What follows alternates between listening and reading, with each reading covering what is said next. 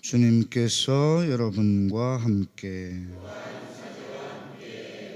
요한이 전한 거룩한 복음입니다.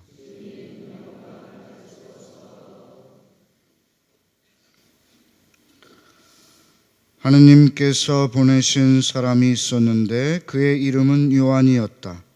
그는 증언하러 왔다. 빛을 증언하여 자기를 통해 모든 사람이 믿게 하려는 것이었다. 그 사람은 빛이 아니었다. 빛을 증언하러 왔을 따름이다. 요한의 증언은 이러하다. 유다인들이 예루살렘에서 사제들과 레위인들을 요한에게 보내어 당신은 누구요?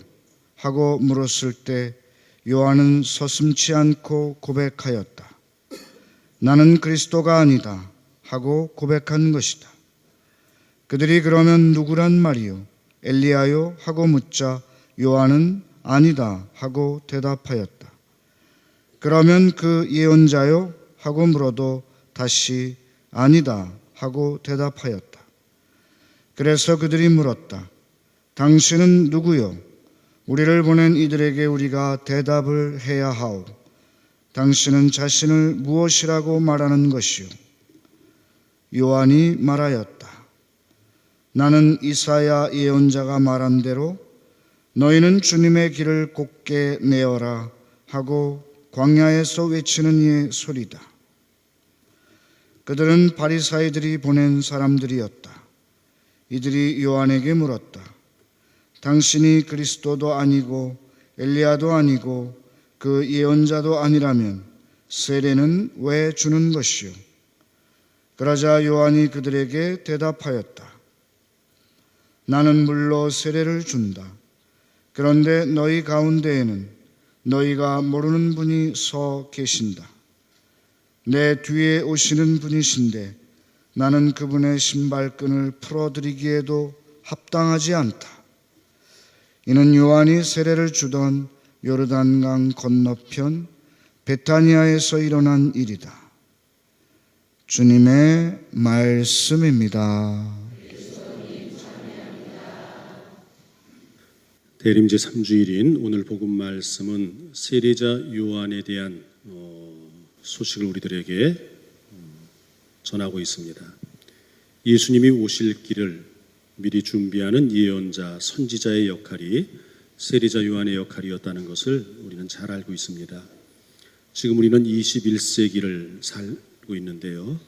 21세기를 준비한 예언자, 선지자 같은 분은 세례자 요한과 같은 그 역할을 하신 분은 누구일까 생각해 볼 때 저는 단연코 21세기를 미리 내다보시고 많은 말씀을 우리에게 선지자적인 그러한 안목으로 해주셨던 요한 바오로 2세의 교황님이라고 생각을 합니다. 그분께서는 우리의 일상적인 상식과 다른 파격적인 말씀들을 종종 하셨는데요. 그 대표적인 것이 이 말씀이 아닐까 싶습니다. 그리스도교 신자들을 향해서 그분은 물으십니다. 천주교 신자들에게 가장 중요한 소명이 있다면 무엇이라고 생각하십니까? 10사람 중에 9명은 대답합니다. 사랑을 실천하는 일입니다. 마태복음 25장, 우리가 장례 미사 때마다 듣는 말씀처럼 가난한 사람, 굶주린 사람, 헐벗은 사람, 감옥에 갇힌 사람, 우리의 사랑과 도움의 손길이 필요한 사람들에게 함께 사랑을 나누는 것, 그것이 구원의 기준이 되고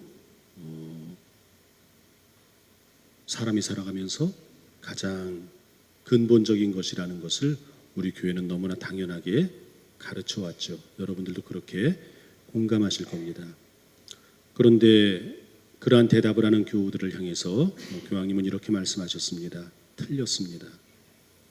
사랑을 실천한 일은 너무도 고귀한 가치입니다. 그러나 하느님께서 특별히 세상에 수많은 사람들이 있는데 그 가운데 우리들만을 당신의 자녀로 뽑아서 선택하시고 세례를 주시고 부르신 이유는 사랑을 실천하라는 그 근본적인 소명 때문이 아니라고 말씀을 하셨습니다. 모든 인류의 내면에는 하느님께서 심어주신 아름다운 마음이 있어서 그가 어떤 종교를 갖고 있든 또는 종교를 갖고 있지 않다 하더라도 인간다운 삶을 살고자 하는 모든 사람들의 마음속에는 사랑을 실천하며 살아야지, 정의롭게 살아야지, 진실되게 살아야지 하는 고귀한 마음들이 누구에게나 있다는 거죠. 그리고 실제로 어떤 면에서는 우리 천주교 신자들보다도 더 기감이 되는 사랑을 실천하는 타종교인들이나 종교를 갖지 않은 사람들의 모습을 볼 수가 있습니다. 그러면서 이제 교황님께서는 말씀하셨습니다. 특별히 주님께서 우리를 선택하셔서 우리를 당신의 자녀로 당신의 백성으로 삼으시고 선택하신 것은 당신의 잔치에 우리를 초대하기 위해서입니다. 그래서 신앙의 가장 근본적인 소명이 있다면 그것은 바로 그리스도와의 만남입니다. 50주년을 맞이하는 오산성당 이게 딱 들어오니까 제일 눈에 띄는 것이 큰 프랭카드였습니다. 거기에 그리스도와 일치라고 적혀 있습니다. 또 성모님을 통하여 하느님과 일치하기 위해서, 그리스도와 일치하기 위해서는 우리가 그리스도를 만나야 하는 것은 너무나 상식적인 당연한 일 아닙니까? 교황님께서는 그리스도인으로 살면서도 그리스도를 알지 못하고 그리스도를 정직하게 만나지 못하는 사람들이 많이 있는데 이것이야말로 가장 불행한 현실이다. 그래서 다가오는 21세기를 준비하기 위해서 우리가 준비해야 할 것은 바로 주님을 더 정직하게, 더 진실하게, 더 풍요롭게, 더 올바르게 만날 수 있는 복음 문화의 환경을 만들어가는 것, 그것이 바로 우리 신앙인의 가장 근본적인 소명이라고 말씀을 하셨습니다. 그러면서 덧붙여서 말씀하시죠. 우리가 주님을 만난 사람이 어떻게 사랑을 실천하지 않을 수 있겠습니까? 주님의 눈으로 세상을 바라보는 사람들이 어떻게 의롭게 세상을 살아가는 일을 회피하겠습니까? 주님의 뜻과 주님의 마음을 우리의 믿음 속에 담은 사람들이 어떻게 주님과 다른 생각과 다른 꿈을 꾸고 살아갈 수 있겠습니까? 우리가 주님을 만나는 일, 그것은 바로 복음, 가장 우리의 삶에서 근본적이고 기쁜 일이고 그 기쁨의 힘을 바탕으로 교회는 세상에 희망이 되어야 한다는 말씀을 하셨습니다. 너무나 당연한 말씀인데 우리는 사실은 그것보다는 사랑을 실천하는 일에 대해서 더 근본적인 것으로 우리에게 끊임없이 교육하고 또 그런 의식을 쌓아온 시간들이 많았죠. 그래서 이제는 그것을 바꾸어 표현하면 기쁘게 살아야 한다는 겁니다. 주님을 만나는 일은 슬픈 일이 아닙니다. 우리가 주님을 만난다는 것은 주님 안에서 어떠한 처지에서도 기쁨과 또 사랑의 힘을 결코 잃지 않는다는 것이죠. 주님께로부터 그러한 힘을 받는 것입니다. 그래서 우리가 더욱더 그 기쁨의 환경을 만들어가는 일, 주님을 더욱더 풍요롭게 누리고 만날 수 있는 그러한 환경을 만들어가는 일들이 바로 21세기에 우리에게 주어진 근본적이면서도 즐거운 숙제라는 것을 오늘 음악 피정 마치는 파견 미사에서 여러분들과 함께 나누어 보고 싶고요. 바로 이 미사는 우리 신앙인의 가장 중심이 되는 성사 아닙니까? 이 미사 안에서 지금은 이렇게 말씀의 전례를 하고 있지만 바로 이어서 성찬의 전례로 넘어갑니다. 성찬의 전례 안에서 가장 중요한 성변화의 시간이 있죠. 그때 사제는 또 다른 그리스도의 모습으로 성체와 성혈을 높이 듭니다. 거양성체라고 하죠. 성작 속에 성작을 이렇게 높이 들 때 그 성작 속에는 뭐가 담겨 있을까요? 예수님의 피가 담겨 있습니다. 그런데 그 피를 가만히 들여다보면 그 피 속에 담겨 있는 것들이 있습니다. 예수님의 사랑, 예수님의 진실, 예수님의 정의, 예수님의 꿈, 예수님의 자비, 그런 것들이 있겠죠. 그렇다고 믿으십니까? 예. 그런데 한 번 더 자세히 들여다보면요, 다른 것도 있어요. 예수님의 고독, 예수님의 슬픔, 눈물, 그분의 두려움, 그분의 고독, 그런 것도 담겨 있습니다. 그래서 언젠가 예수님은 아버지 할 수만 있다면 이 잔을 제게서 거두어 주십시오 하고 기도하셨던 적도 있었습니다. 그러나 예수님은 그러나 제 뜻대로 마시고 아버지의 뜻대로 하소서 하시면서 당신의 잔을 붙잡고 받아들이시죠. 바로 그 거양성체의 순간에 여러분들은 뭘 하시나요? 미사에서 가장 중요한 시간인데요. 사제가 주님의 피를 높이 들 때 여러분들은 그때 뭘 하십니까?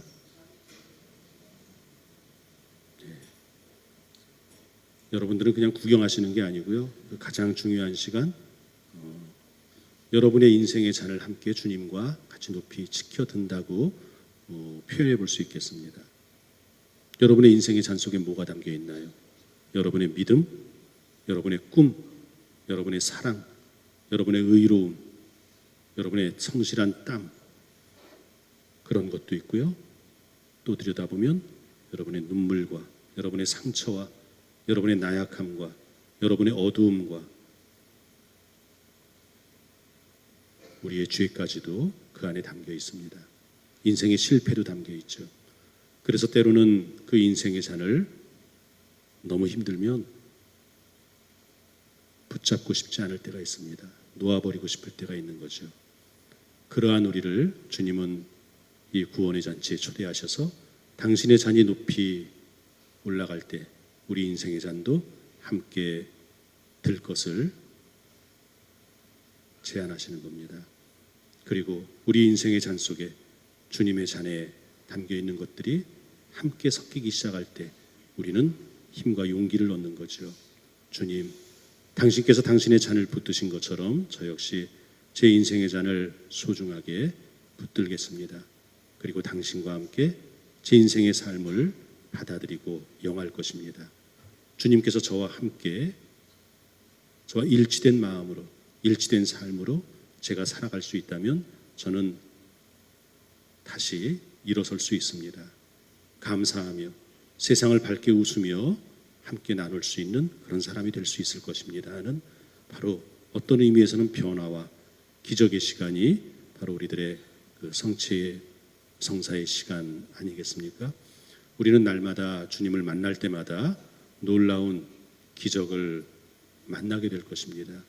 주님이 얼마나 우리를 사랑하시는지, 끝까지 우리를 포기하지 않으시고 버리지 않으시고, 우리가 기도할 때의 그 불신보다도 주님은 한 번도 우리의 기도를 의심하지 않으시고 받아들이시고 당신의 뜻 안에서 이루어 주신다는 것을 우리는 주님께 다가설수록, 주님을 깊이 만날수록 그러한 은총의 삶을 경험하게 되겠죠.